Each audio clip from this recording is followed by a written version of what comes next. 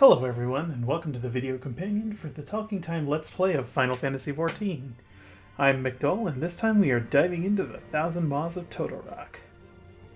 Already, you might notice a couple of odd things. First, there's only Satsunsui and one other person.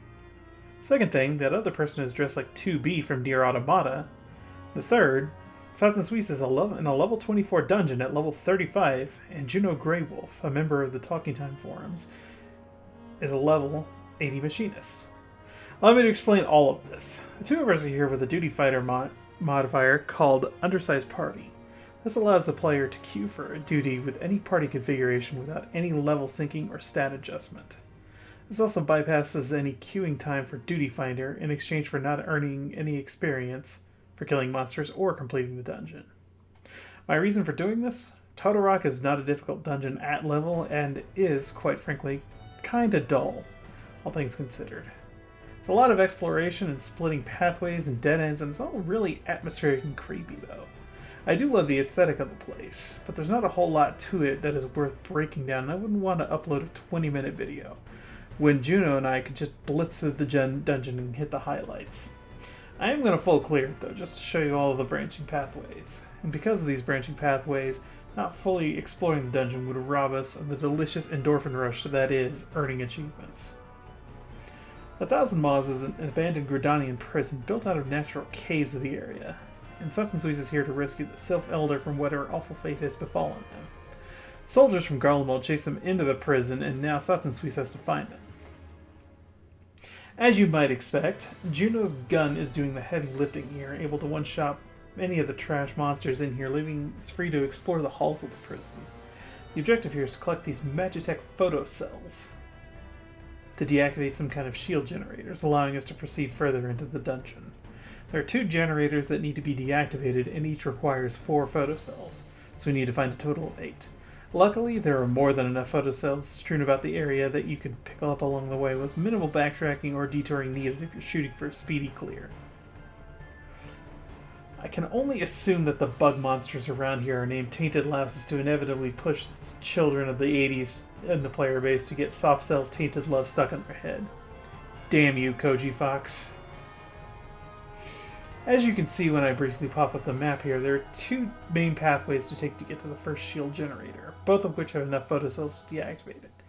Strictly speaking, if you're going to do a full clear of this dungeon, at least to reveal the whole map for the achievement, you don't need to move any deeper into a branching path than needed to reveal that segment of the map.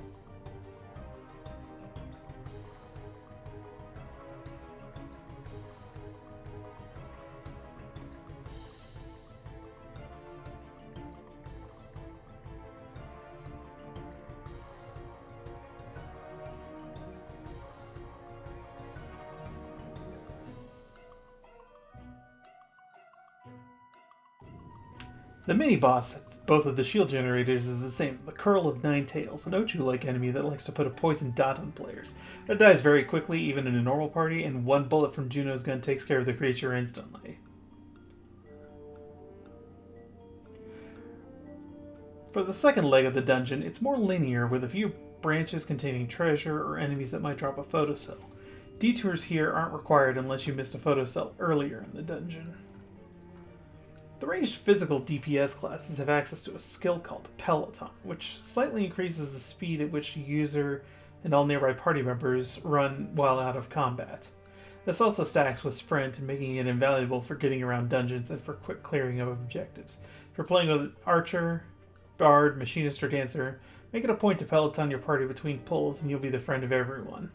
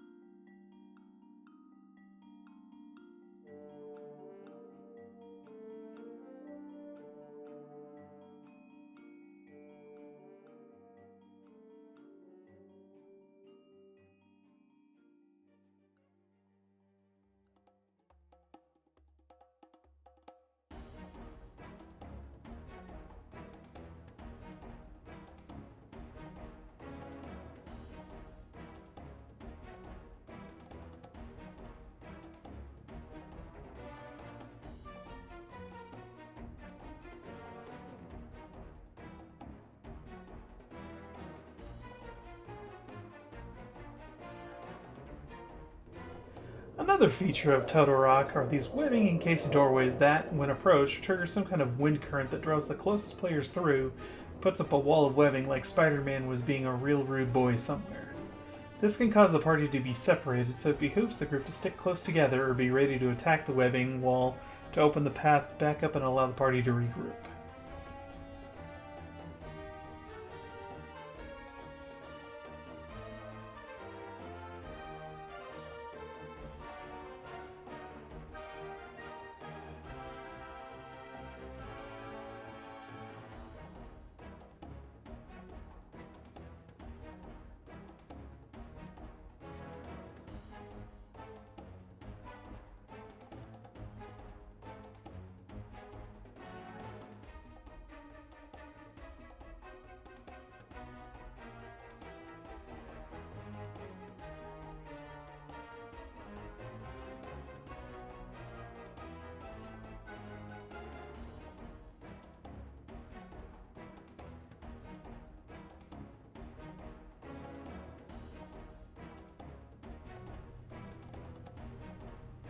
Here we come up on the second Magitech shield, and 4 more photocells will let you through, after you deal with another curl of Ninetales plus a few Ochu ads.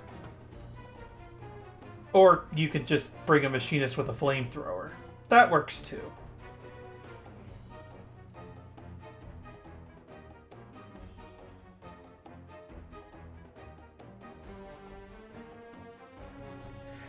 Totorock has 2 additional features in this leg of the dungeon. First, green goop that inflicts the leaden debuff, reducing our running speed, and these fleshy pods that explode when we wander too close to them or when they're attacked. This causes a short poison debuff. You're in this unsynced state, though, and you're able to blow through the pod's entire HP bar, you can prevent the explosion. However, you'll notice that I just run through the things and they don't even cause me much of a sweat, nor do they when this dungeon is run at level. Effectively, this is the entire latter third of the dungeon, trudging through these leaden causing slime, pods that explode into poison goop, more web walls, more monsters, and wind currents, so let's just get to the good bits.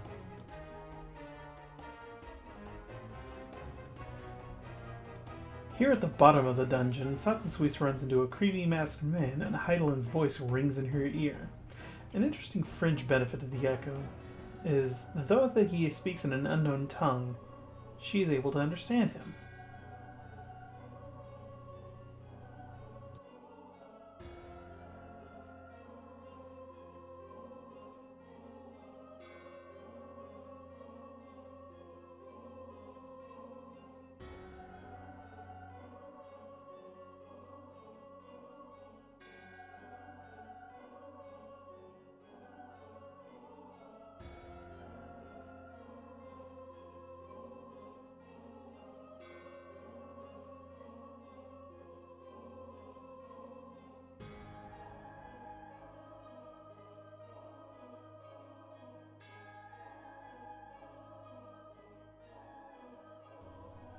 This is Lahabrea, one of the Ascians, and oh boy will he become a thorn in Satsusuise's side. I won't play back any of the game audio here because I wouldn't want this video to get flagged or anything.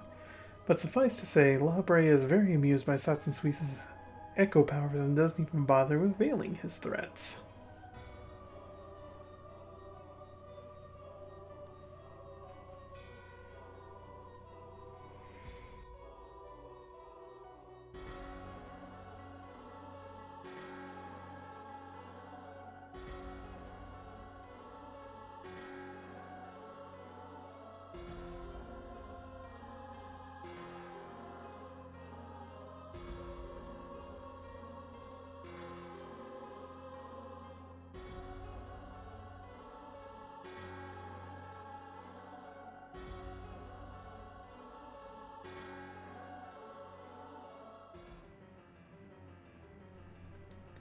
So he pokes a spider monster with void magic, and it turns into a giant spider scorpion.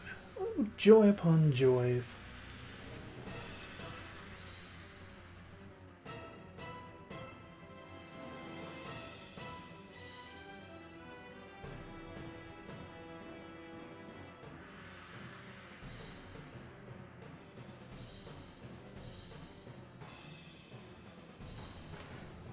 To briefly explain the mechanics of this fight, basically there are pods in the boss arena that will explode like before.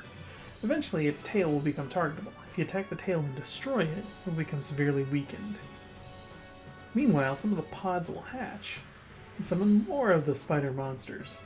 Luckily, again, we have the power of Juno on our side, and a few well-placed bullets ends this fight a lot faster than it would normally take.